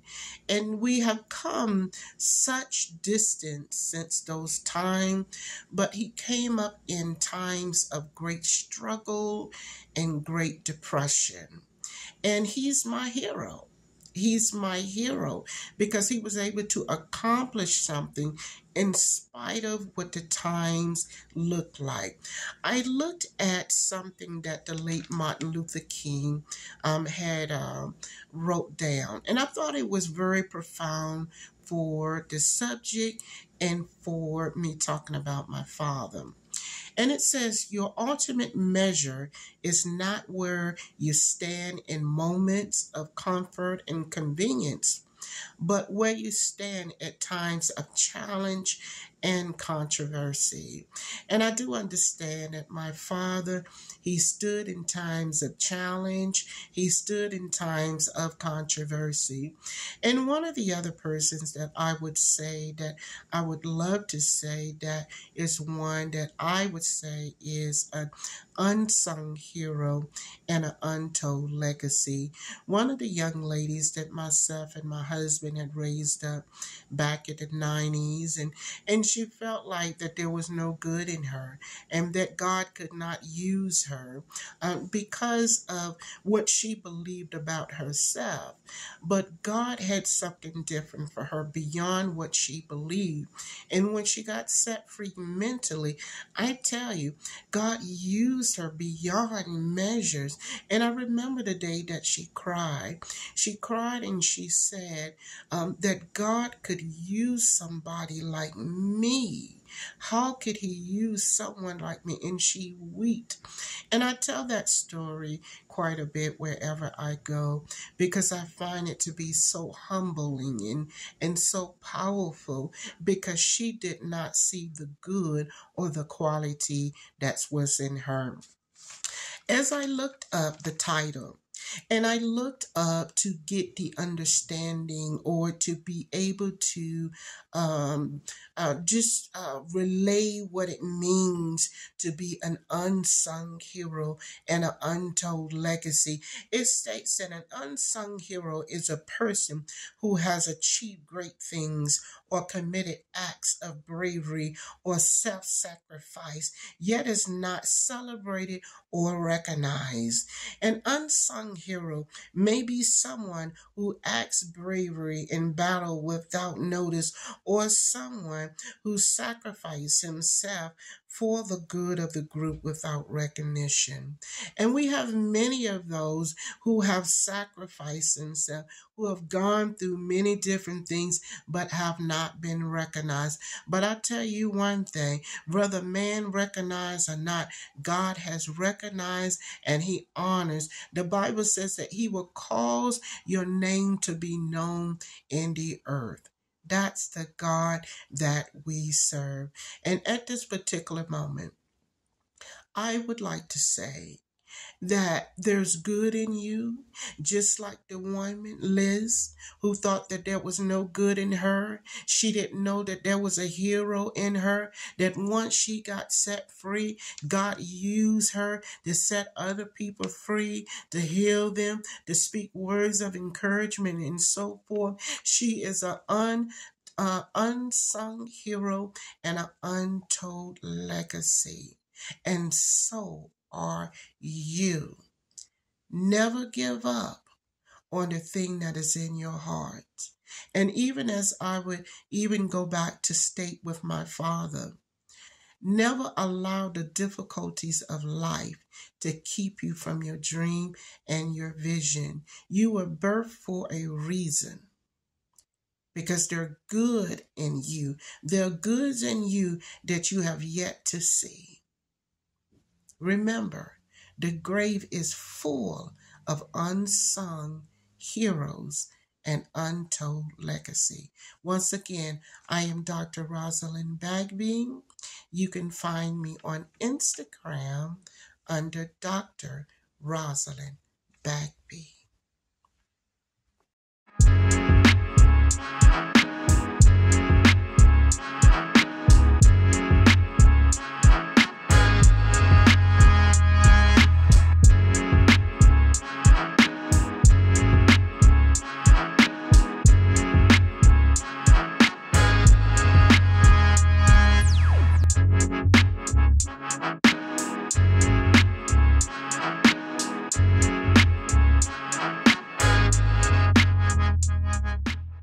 Hello, my name is Tamika Citrus-Spruce, and I am a disability justice activist, independent film producer, and speaker. And I come to you today because I love history. So I'm excited to present the history of African Americans with disabilities. I too have a disability. I have a physical one, a spinal cord injury that left me paralyzed for the mid-chest down. And so growing up with my disability, I did not know anybody really, history-wise, or notable figures with disabilities, maybe besides Helen Keller. But and then on the African American side, I knew about Martin Luther King and a few others, but that was just pretty much the extent of that. And so, as an adult, I believe history is important. You don't know, where you are until you know where you've been. And so, history is very important to me. So I was asked in 2017 to put this presentation together for Eastern Michigan University. Since then, I have presented to many colleges, universities, and nonprofit groups talking about and raising awareness of notable history of African Americans with disabilities. And so today, I'm just going to share four notable figures from history. The first person I will talk about is Blind Thomas Wiggins. Blind Thomas Wiggins was born in 1849. He was enslaved. And so, about 3 or 4 years old, the slave master found out that he could play the piano verbatim. And so from there, the slave master took him and paraded him all across the country and even the world. He went to Europe, just like many different places. He was the first African American at the White House. He was compared to Beethoven of his time. Even after slavery, he was still held hostage and wasn't able to receive any of his earnings. And this was through the means of guardianship. His mother, Charity, did try to fight for him and to get, guardianship over him, but the judge ruled against it. And so he was pretty much under, white people, and he never received any of his earnings. He died in 1908. Besides being blind, it is also has been said that he more than likely was autistic because he was able to mimic people's voices, and he had the physical characteristics and mannerisms of what we know of people with autism today. So that has been said he was autistic and blind, and a very notable pianist. Another person that many people did not know had a disability, but many people do know of who she is Harriet Tubman, my personal shero. Harriet Tubman, her disability was epilepsy. Based upon definitions of disability today, she will classify as being disabled. And so, we already know the story of Harriet Tubman. She led hundreds to freedom. She had visions, and she was unstoppable. And so, besides being a fearless leader and a Moses of her time, she also had a disability. Another unknown figure in history is Elizabeth Suggs. Elizabeth was born in 1876 to formerly enslaved parents. She was very smart. She had brittle bone disease, so she used a wheelchair. And so she was so smart that her sister, carried her into the schoolhouse and where she learned. And so later, as an adult, she wrote a book about her life, Sunshines and Shadows and Sunshine. And so she was an author. And so that's just really like a story about her life. So that's Elizabeth Suggs. Another person or a case that many people do not know about is Louise Miller. Louise Miller was the mother of Kenneth Miller. Kenneth was deaf, and they were living, the family was living in Maryland. And so this was during the time of segregation. So kids with disabilities who were also Black went to segregated schools. And so the mother was tired of hiring a tutor and then sending her son to, a school for the Black, deaf, and blind students. So she actually sued the school district that she was living in for her son to go to a white deaf school. And so the judge ruled in favor of Louise Miller, not because of race, but because of disability. And so Kenneth Miller and few other Black deaf students was integrated into the white deaf school. So this was before Brown versus Board of Education, which we know led to the integration of school districts in the South. So this is like an unknown fact in history that before Brown versus Board of Education, there was Miller versus the Board of Education. The last person I want to talk about is Brad Lomax. Brad Lomax had MS. He used a wheelchair. He was a proud Black Panther in San Francisco. And so during the 1970s, 1973 to be exact, he and other disabled people wanted to fight for our rights and not to be no longer discriminated against. And so they took over and did a sit-in in a federal building. And so to pass the Rehabilitation Act of 1973, which prohibited discrimination against people with disabilities, federal programs. And so during this sit-in, he brought in the Black Panthers to actually help with the sit-in. And so they brought in food and things of that nature to help the activists out. And so he was very a notable figure in the Black Panther Party and also in disability history. And so his name again is Brad Lomax. And so that is just four of many people who changed history, who affected history, made notable contributions. And so I'm really excited and thank you for the opportunity to present this information. And if you would like to know more history, you can go to my website, www.tamikacitronspruce.com. You can also find me on Facebook and LinkedIn. Thank you.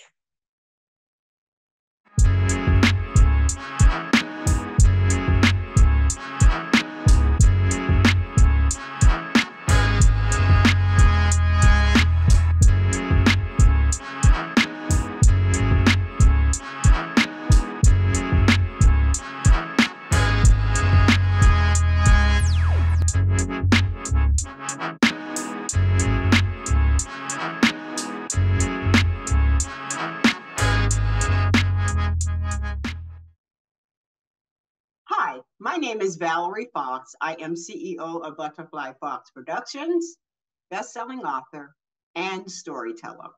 Today, I'd like to share a story with you about Phyllis Wheatley. Many of you may already have heard her story. Phyllis Wheatley was born in 1753. She was the first Black woman and the third woman to publish poems in the United States. Now, today, my focus is mainly going to be on this three ladies in the story who I am calling extraordinary women, which include Phyllis, okay? So during the 18th century, three extraordinary women, Phyllis a poet, Susanna a mentor, and Selina a countess, lived worlds apart, but yet they embarked on an unusual journey. And they created a powerful mentoring relationship. So let's sit back, relax, and listen and learn and see how faith, courage, and determination empowered them. So can you for a moment just imagine that you're traveling back in time? It's the year 1761. We are in Gambia, West Africa. Now, Phyllis was around 7 or 8 years old, running around her native land, having fun with her friends and family. This is what I imagined that a 7 or 8-year-old child would be doing. Because keep in mind, Phyllis had not received her name yet, so she was nameless at this point, and you'll learn how Phyllis got her name. But one day, while she was out playing with her friends and her family, the bad, evil men came, and they were carrying guns and whips, and some of them were really cruel to the captives because they would just whip them for no reason. Phyllis was stolen from her family. Can you imagine being snatched and stolen from your family, never to see them or hear from them again? And on top of that all, to be put on a slave ship that was overcrowded, filthy, and there was no room for anybody to move, and they were treated cruelly. And sometimes Phyllis cried herself to sleep at night. She was afraid, and she missed her family. And that ship sailed from West Africa across the Atlantic Ocean to America, specifically Boston. And it is a miracle that Phyllis arrived alive. July 11th, 1761, Phyllis was standing on the upper deck of the slave ship when a gentleman purchased her for his wife. John Wheatley bought Phyllis to be a servant in their home to help with chores. And they named her Phyllis after the slave ship that brought her over. Can you imagine that, being named after a slave ship? And obviously she was given the last name of her owner. Now, the Wheatley family had 2 children. They were 18-year-old twins, Nathaniel and Mary. They were instrumental in educating Phyllis. Phyllis learned, by the time she was 9 years old, she had mastered English and reading. She also learned Greek, Latin, and English literature. She loved ancient history. She could read difficult Bible passages. She also was inspired to write poetry. She had this desire, after hearing people share their stories, she would see these images in her mind. It would help her to create the stories. And so that's how she wrote her poetry. And when Susanna noticed that Phyllis' poetry was something that could be shared with other people, she encouraged her to continue to write. Phyllis really became very popular with her poetry. Susanna started submitting them into different publications and newspapers to have her work produced in those publications. So Phyllis was becoming famous. I mean, she was really, really good at what she did. And the people that inspired her with poetry was Alexander Pope and Thomas Gray.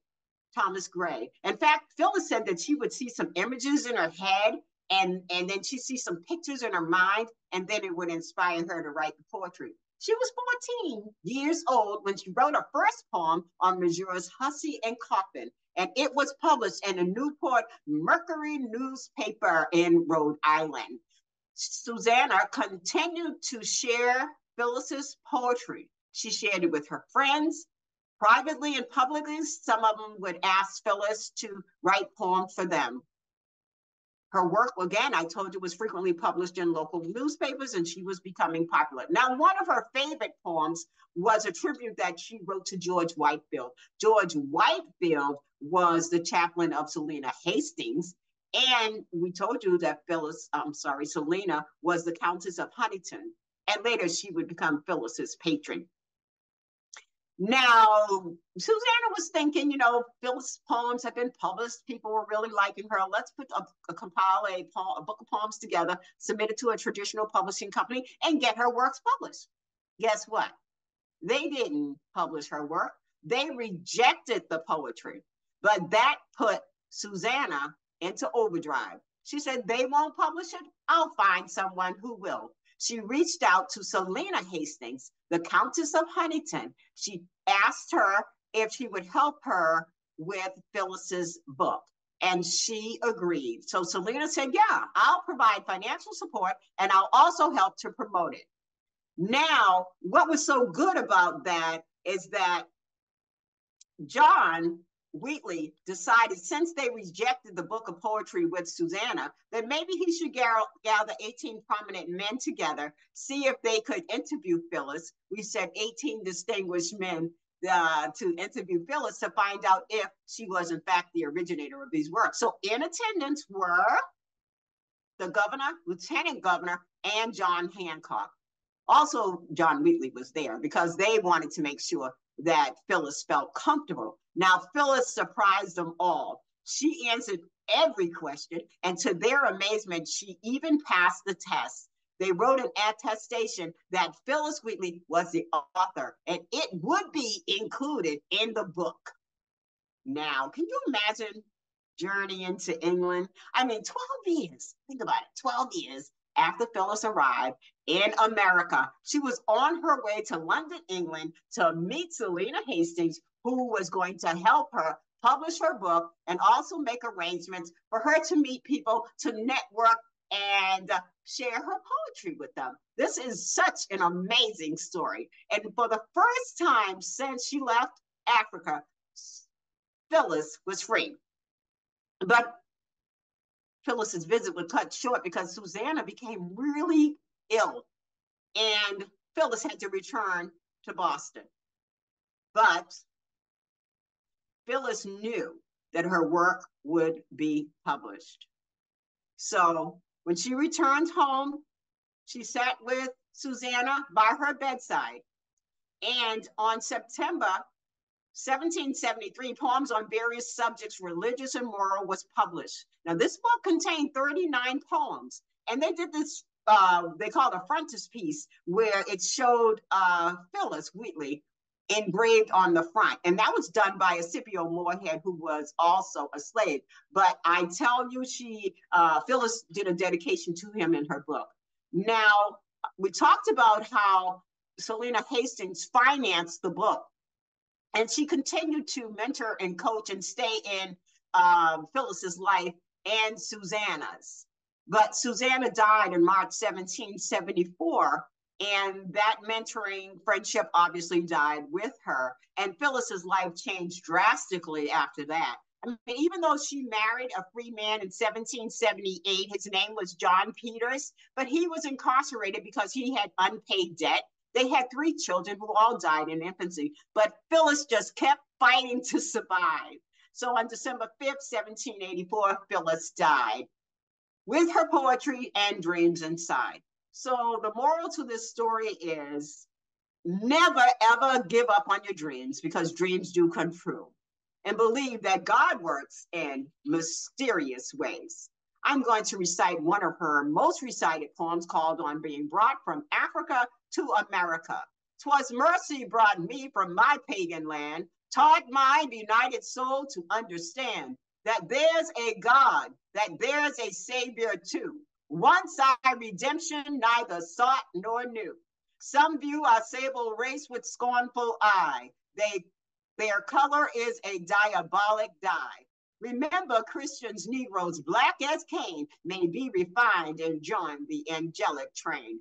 Please read more about Phyllis Wheatley, Poems on Various Subjects, Religious and Moral. You can contact me, Valerie Fox, at Butterfly Fox Productions, gmail.com. Again, it's Valerie Fox, Butterfly Fox Productions at gmail.com. Thank you.